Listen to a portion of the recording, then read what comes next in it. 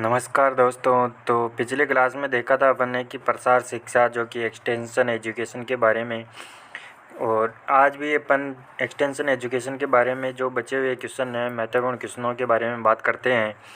तो स्टार्ट कर रहे हैं अपन। फर्स्ट क्वेश्चन है अपना कि लोकगीत हैं श्रव्य साधन, दृश्य साधन या श्रव्य दृश्य साधन या उक्त सभी। श्रव्य साधन की बात करें दोस्तों तो ये होता है ऑडियो एड्स। ऑडियो एड्स यानी कि केवल सुना जा सकता है। जबकि दृश्य साधन की बात करें यानी कि विजुअल एड्स। विजुअल एड्स यानी कि केवल देखा जा सकता है। जबकि श्रव्य व दृश्य साधन जो कि देखा व सुना, ऑडियो एंड विजुअल एड्स, जो कि देखा भी जा सकता है और सुना भी जा सकता है। जबकि लोकगीत को सुना भी जा सकता है, देख भी सकते हैं। तो इसका राइट आंसर होगा अपना सी आंसर।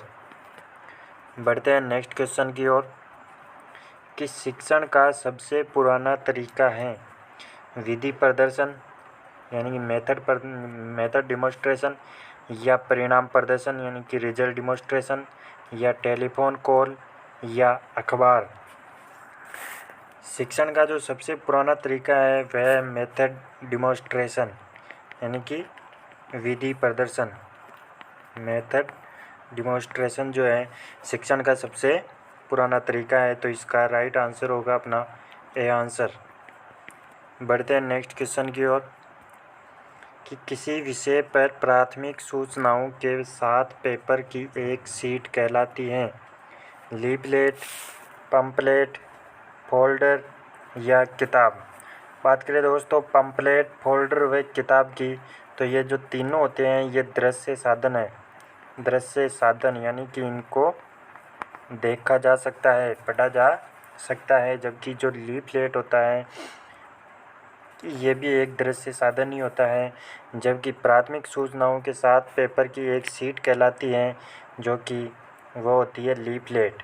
तो इसका राइट आंसर होगा अपना ए आंसर। सभी दृश्य साधन के अंतर्गत आते हैं। बढ़ते हैं नेक्स्ट क्वेश्चन की ओर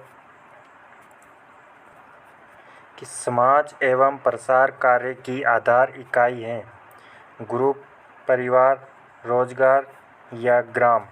समाज एवं प्रसार कार्य की जो आधार इकाई है वह होती है परिवार।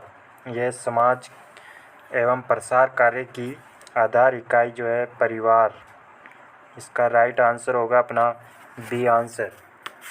बढ़ते हैं नेक्स्ट क्वेश्चन की ओर कि ओवरहेड प्रोजेक्टर है श्रव्य साधन, दृश्य साधन, श्रव्य या दृश्य साधन या कोई नहीं।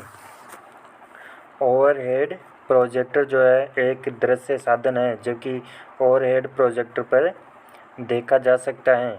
तो इसका राइट आंसर होगा अपना बी आंसर।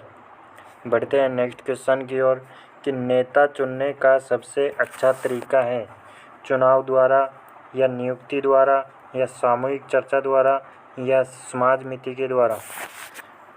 बात करें दोस्तों चुनाव की, चुनाव जो होता है ये लोकतांत्रिक विधि से जो नेता चुनने का तरीका है, लोकतांत्रिक विधि से जो नेता चुना जाता है वह होता है चुनाव के द्वारा। जबकि नेता चुनने का जो सबसे अच्छा तरीका है वह होता है समाज मिति। तो इसका राइट आंसर होगा अपना डी आंसर। बढ़ते हैं नेक्स्ट क्वेश्चन की ओर कि कठपुतली कला किसका उदाहरण है श्रव्य साधन, या दृश्य साधन, या श्रव्य दृश्य साधन, या कोई नहीं। जो कठपुतली कला है इसको देखा जा सकता है, अपन सुन भी सकते हैं। तो इसका राइट आंसर होगा श्रव्य एंड दृश्य साधन। तो इसका राइट आंसर होगा अपना सी आंसर। बढ़ते हैं नेक्स्ट क्वेश्चन की ओर कि विधि प्रदर्शन में प्रदर्शक कौन होता है किसान, या प्रसार कार्यकर्ता, या नेता, या उपरोक्त सभी। जो विधि प्रदर्शन में जो प्रदर्शक होता है वह होता है प्रसार का कार्यकर्ता। तो इसका राइट आंसर होगा अपना बी आंसर। बढ़ते हैं नेक्स्ट क्वेश्चन की ओर कि निम्न में से 2 से 12 पेज की प्रसार सामग्री है। लीफलेट, पंपलेट या फोल्डर या बुलेटिन। बात करें दोस्तों बुलेटिन की, जो कि बुलेटिन में तो 12 से 20 पेज 12 से 20 पेज की जो सामग्री होती है वो होती है बुलेटिन में। बात करें दोस्तों फोल्डर की, फोल्डर जो कि एक कागज़ का एकल टुकड़ा होता है जो 2 बार मुड़ा होता है, 2 बार मुड़ा होता है, वह होता है फोल्डर। जबकि बात करें दोस्तों लीफलेट की, जो लीफलेट होता है ये कागज़ का एक पत्र होता है, एक टुकड़ा होता है, पत्र होता है। जबकि 2 से 12 पेज की जो सामग्री होती है वह होती है पंपलेट में। तो इसका राइट आंसर होगा अपना बी आंसर।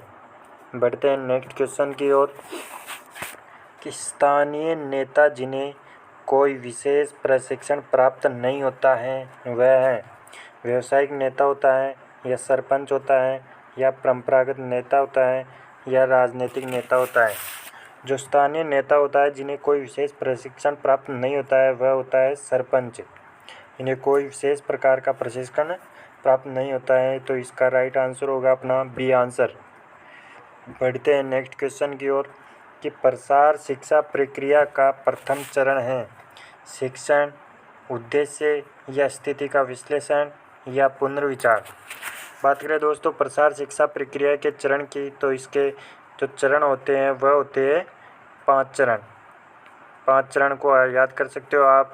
शूटर यानी कि सिचुएशन, ऑब्जेक्टिव, टीचिंग, इवोल्यूशन व रिकंसीडरेशन यानी कि पुनर्विचार। बात करें दोस्तों सिचुएशन जो कि अपने को पूछा गया है कि प्रसार शिक्षा प्रक्रिया का प्रथम चरण है, तो प्रथम चरण होगा अपना स्थिति का विश्लेषण यानी कि सिचुएशन। सेकंड है ऑब्जेक्टिव यानी कि उद्देश्य, तो ये हो गया अपना सेकंड चरण। जबकि थर्ड चरण है अपना टीचिंग यानी कि शिक्षण, तो ये तीसरा चरण है शिक्षण। जबकि चौथा चरण होगा इवोल्यूशन यानी कि मूल्यांकन। जबकि पांचवा चरण होगा रिकंसीडरेशन यानी कि पुनर्विचार। तो इसका राइट आंसर तो होगा अपना सी आंसर। बढ़ते हैं नेक्स्ट क्वेश्चन की ओर कि कार्यक्रम योजना का प्रथम चरण है मूल्यांकन, तथ्यों का संग्रहण या स्थिति का विश्लेषण या पुनर्विचार। बात करें दोस्तों कार्यक्रम योजना के चरणों की, तो इनके जो चरण होते हैं 8 चरण होते हैं। कितने चरण होते हैं? 8 चरण होते हैं। बात करें दोस्तों मूल्यांकन की, तो मूल्यांकन जो कि ये 7वां चरण है। जबकि तथ्यों का विश्लेषण जो कि ये पहला चरण है। कार्यक्रम योजना का जो फर्स्ट चरण होता है वह होता है तथ्यों का संग्रहण। तो इसका राइट आंसर तो होगा अपना बी आंसर।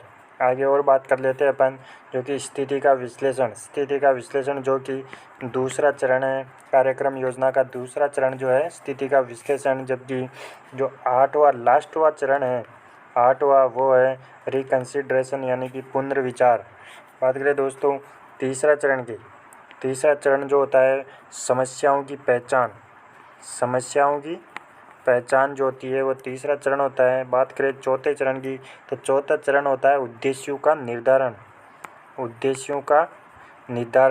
जो चौथा चरण होता है वह 5वें चरण की बात करें दोस्तों, तो 5वां चरण होता है कार्यक्रम योजना बनाना। जबकि छठे चरण की बात करें दोस्तों, तो छठा चरण जो होता है वह होता है कार्यक्रम योजना का क्रियान्वयन। तो ये सभी कार्यक्रम योजना के जो चरण होते हैं वह होते हैं 8 चरण। तो 8 चरणों को अपन ने देख लिया है, जबकि इसका राइट आंसर होगा अपना बी आंसर। बढ़ते हैं नेक्स्ट क्वेश्चन की ओर कि बहुउद्देशीय पशु चिकित्सालय का प्रभारी होता है पशुधन निरोधक या पशु चिकित्सा अधिकारी या उपनिदेशक या संयुक्त निदेशक। जो बहुउद्देशीय पशु चिकित्सालय का जो प्रभारी होता है वह होता है उपनिदेशक। तो इसका राइट आंसर होगा अपना सी आंसर। बढ़ते हैं नेक्स्ट क्वेश्चन की ओर कि अभिनय एवं स्वांग है दृश्य साधन, श्रव्य साधन या श्रव्य दृश्य साधन या कोई नहीं। बात करें दोस्तों अभिनय व स्वांग जो है ये श्रव्य व दृश्य साधन जो कि देखा और सुनना दोनों किया जा सकता है। तो इसका राइट आंसर होगा अपना सी आंसर। बढ़ते हैं नेक्स्ट क्वेश्चन की ओर कि कार्यक्रम योजना प्रक्रिया के कुल कितने चरण होते हैं। अभी अपन ने पिछले क्वेश्चन में पढ़ा है कि कार्यक्रम योजना प्रक्रिया के तो कुल 8 चरण होते हैं। तो इसका राइट आंसर होगा अपना डी आंसर। बढ़ते हैं नेक्स्ट क्वेश्चन की ओर और आज के लिए इतना ही दोस्तों। थैंक यू दोस्तों, बाकी अपन नेक्स्ट क्लास में देखते हैं। धन्यवाद दोस्तों।